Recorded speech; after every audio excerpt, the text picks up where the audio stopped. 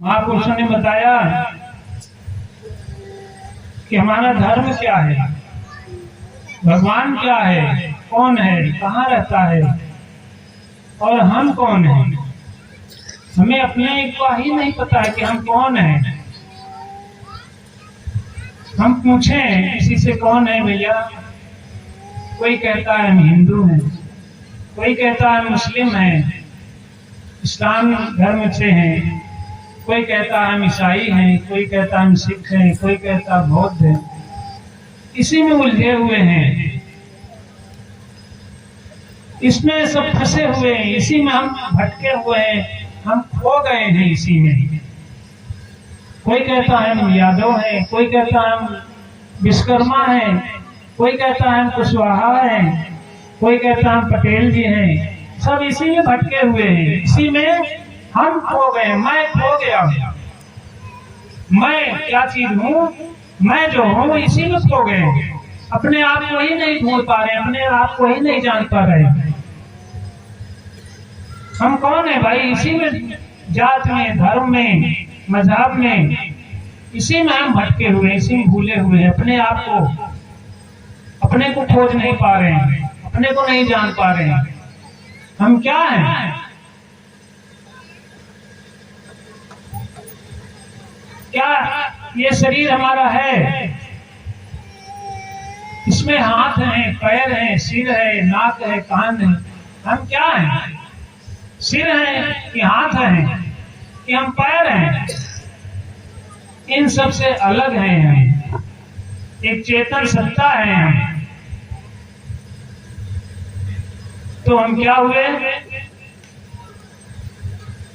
ये मनुष्य हैं, ना हिंदू है, ना मुस्लिम है, ना सिख ईसाई, न यादव है, ना पटेल है, ना कुशवाहा है, ना कुछ है।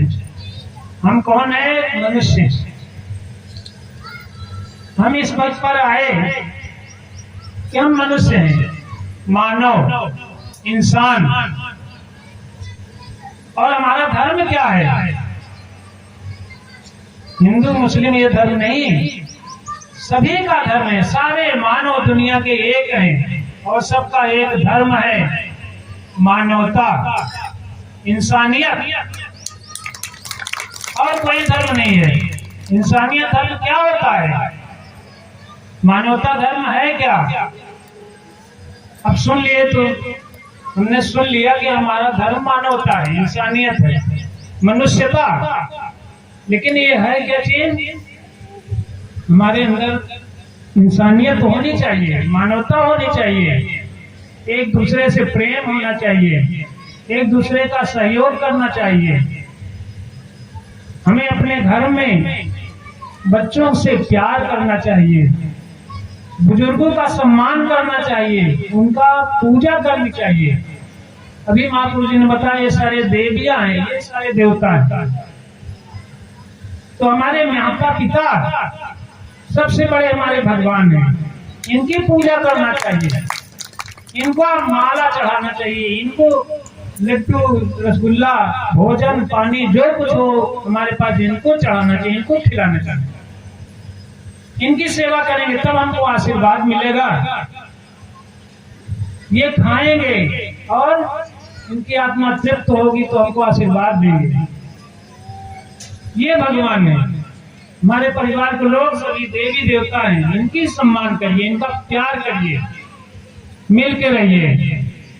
हमारे अंदर धर्म कहते हैं कि जिसमें 10 लक्षण होते हैं। दया हो, हमारे अंदर दया होनी चाहिए। क्षमा हो, हमारे अंदर क्षमा होनी चाहिए। कोई गलती कर रहा है उसको समझाएं, उसको क्षमा करें। हमारे साथ कोई गलत व्यवहार किया हम उसको क्षमा करें, समझाएं। हमारे अंदर विद्या होनी चाहिए, हमारे अंदर घमंड नहीं होना चाहिए। किसी से बोले प्यार भरे बातों से बोले। किसी के आगे हम अपनी शेखी न बता रहे कि हम तो बड़े धनवान हैं, बड़े महान हैं, बड़े बलवान हैं। भगवान के आगे कुछ नहीं लगता, ना कोई बलवान बल काम देता है, ना किसी धनवान का धन काम देता है। तो ये घमंड ना करें और भगवान को याद करें, भगवान का ध्यान करें, भगवान को जाने पहचाने। ये मानवता है कि हमारे अंदर ये गुण होना चाहिए। दया, क्षमा, शील, संकोच, मर्यादा, प्यार,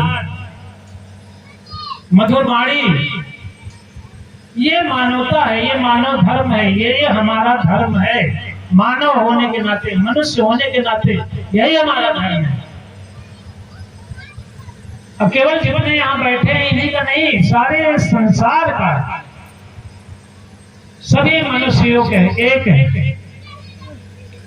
ही रब से उत्पन्न हुए हैं, एक ही भगवान से उत्पन्न हुए हैं। तो ये हमारा धर्म है, ये मानवता है। हम सबको मिलकर रहना चाहिए, प्यार से रहना चाहिए, एक दूसरे का सम्मान करें। हमारे माता जी सुदीक्षा जी समागम कराए, उन्होंने नारा लिखवाया है, रूहानियत, इंसानियत, संग।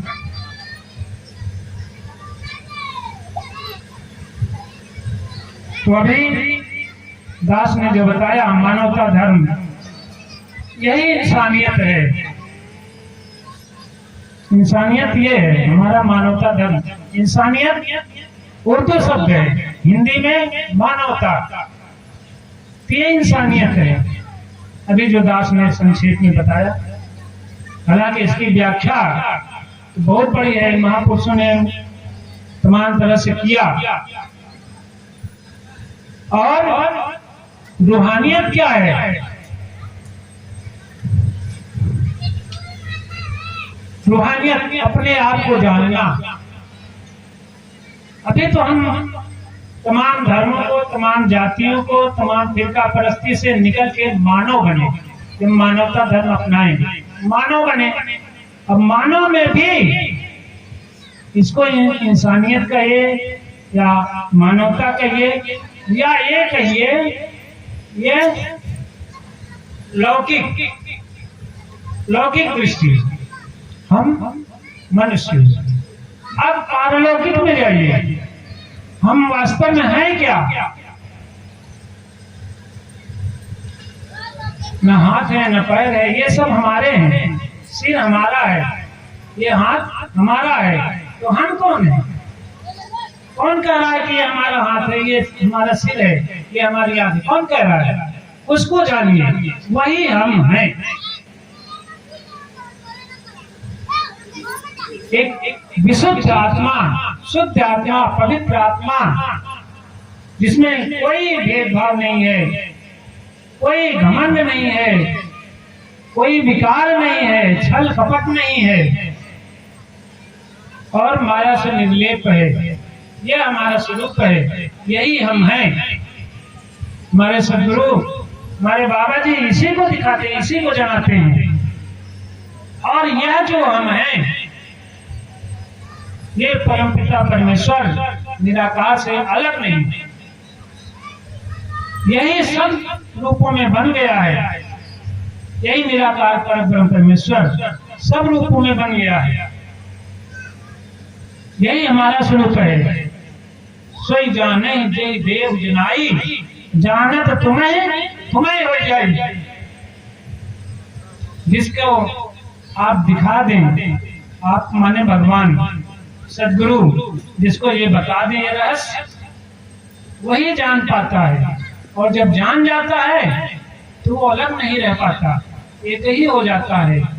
जानत तुम्हें हो जाए, निराकार स्वरूप ये है। ये सारे जो तत्व हैं, पंच तत्व, बाबा जी 9 तत्वों को बताए हैं। इनसे शरीर बना है, सारी सृष्टि बनी है। ये सारे 9 तत्व अपने अपने में मिल जाएंगे, बचेगा क्या? यही हमारा स्वरूप निराकार बचेगा।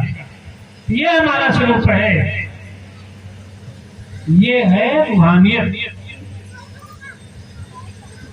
यही है आत्मदर्शन। रूहानियत या आत्मदर्शन, तो ये है माता जी का नारा, इंसानियत और रूहानियत। तो साथ जी हमको इसको अपनाना है, इंसान बनना है। इंसान बनेंगे फिर उसके बाद हम अपने आप को जान पाएंगे हमारा सही स्वरूप क्या है। तो साथ जी हमारे जितने महापुरुषों ने भी बताए हैं प्रवचन के माध्यम से, भजन के माध्यम से, उनको ध्यान से सुनिए और उस पर मनन करिए, गुणिए, चिंतन करिए, तो हमें सही ज्ञान होगा। शास्त्री बाबा जी ने क्या आदेश दिया है, थोड़ा सा देखें। ठीक मनमुख अज्ञानी अंधों का वासा नरकों के अंदर होगा, क्योंकि उनकी सूरत के अंदर अज्ञानता का कोढ़ होता है। ठीक वह लोग कोढ़ नरक और विष्टा के ज्ञानी है, और निराकार जी का ज्ञान तो उनसे कोसों ही दूर है। अगर इनसे पूछा जाए कि भगवान निराकार कहाँ है, तो कहेंगे ऊपर है, हाथ उठाकर बता देंगे और कहेंगे कि हमारे शरीर के अंदर है। लेकिन इधर उधर जो है भटकते रहते हैं। फिर भी जो है अगर मनमुख को किस तरह ये देखना है तो सदगुरु को मिलकर हरि निराकार को देखो और पहचान। मनमुख को बता रहे हैं, मनमुख माने जो ज्ञान नहीं प्राप्त किया, जो अपने आप को जानता नहीं है, अपने मन से जो मर्जी आए कर रहा है, जिस जो मर्जी में आए वहीं को पेड़ पे फूल चढ़ा रहा है, पेड़ पे जल चढ़ा रहा है, कहीं कोई एक जगह बना दिया, पत्थर ही रख दिया, उसी में सिर पटक रहा है, कहीं भूत प्रेत को मान रहा है, मनमानी जो भी मन में आया वही कर रहा है, उसको कहते हैं मनमुख। ज्ञान नहीं है, अपने आप को जानता नहीं, भगवान को जानता नहीं है, ये मनमुख है। तो क्या करता है, उसको नरक में वास होता है। उसका नरक में बताया है, महापुरुषों ने, तमाम संत महात्मा बताते हैं, शास्त्रों में भी लिखा है कि हमको नरक में जाना पड़ेगा। बिल्कुल सही बात लिखा है, जैसा कर्म करेंगे वैसा भोगेंगे। तो जब मनमुख रहेंगे तो अपने मन मर्जी काम करेंगे तो उसका फल मिलेगा, कष्ट मिलेगा, दुख मिलेगा, नरक में जाएंगे। नरक का मतलब तो समझ लीजिए, नरक कहीं ऊपर नहीं है, आसमान के ऊपर कोई नरक नहीं बना है एक मोहल्ला, वहां जाके जो यहाँ से जाते हैं पार करके वहां भर दिए जाते हैं, पूछ दिए जाते हैं नरक। ऐसा नहीं है, यही है।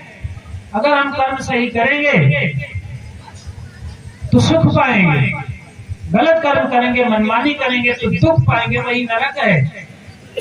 भोगेंगे, नरक भोगेंगे, कहीं बाहर नहीं है नरक है। तो हमको कष्ट उठाना पड़ेगा। अगर अपने आप को नहीं जानेंगे, मनमार्जी करेंगे तो हम कष्ट पाएंगे और तमाम दर दर चिल्लाएंगे कि हमको बड़ा कष्ट है, हमारे दुख दूर करिए। तो सुख कहाँ मिलता है, स्वर्ग कहाँ मिलता है, यहाँ सत्संग में मिलता है। यहाँ से आपको सुखी होने का उपाय मिलेगा। अपना आचरण दुरुस्त करना पड़ेगा, अपने धर्म पर चलना पड़ेगा, मानवता धर्म पर चलना पड़ेगा, तब हमको जाकर के सुख मिलेगा, दुख से छुटकारा मिलेगा, वही हमारा स्वर्ग है। तो इसलिए सत्संग बहुत जरूरी है। सत्संग करेंगे ही तभी जो है सदगुरु की पहचान होती है। तो ये सदगुरु जो है भगवान को दिखा देगा, बता देगा। बिना गुरु के भगवान को खोजते रह जाएंगे, सारा जीवन बीत जाएगा, 10 जन्म 20 जन्म बीत जाएगा, लेकिन नहीं मिलेगा भगवान। और कहने को हर जगह है, सब कहते हैं भाई, सभी कहते हैं भगवान हर जगह है, कण कण में है, सबके घट में है, सबके घटों में भगवान है। हर व्यापक सर्वत्र समाना, प्रेम से प्रकट हो ही में जाना। सभी जानते हैं भगवान सब जगह, लेकिन देखा किसी ने है। सब जगह तो देखना चाहिए ना, दिखाई पड़ना चाहिए, तो दिखेगा उसी को जो ये मानवता धर्म अपनाएगा और अपने आप जानने की कोशिश करेगा, सत्संग में आएगा, तो गुरु की पहचान हो जाएगी। गुरु को ढूंढिए, भगवान को मत ढूंढिए, गुरु को ढूंढिए जिसने देखा है भगवान। तो जब वो देखा है तो दिखा देगा। तो हमारा जीवन सुखी हो जाएगा। साथ संगत जी, आप सब ने बड़ा मूल्य समय दिया, बहुत आपने इतनी दूर दूर से के आकर के बड़ी कृपा किया। आप सबके दर्शन हुए, दास भी धन्य हो गया। यहाँ के निवासी बड़े धन्य है। हमारे बाबा जी ने जैसा बताया, लाला जी कर्मचंद जी हमारे यहाँ पर पग रखे। लाला जी, बाबा शिवमंगल जी, भाई राम खिलावन जी अध्यक्ष जो हमारे हैं, उनके सहयोग से यहाँ के लोगों ने लाला जी को बुलाया, ले आए अध्यक्ष जी, और ये सत्संग का प्रचार किया।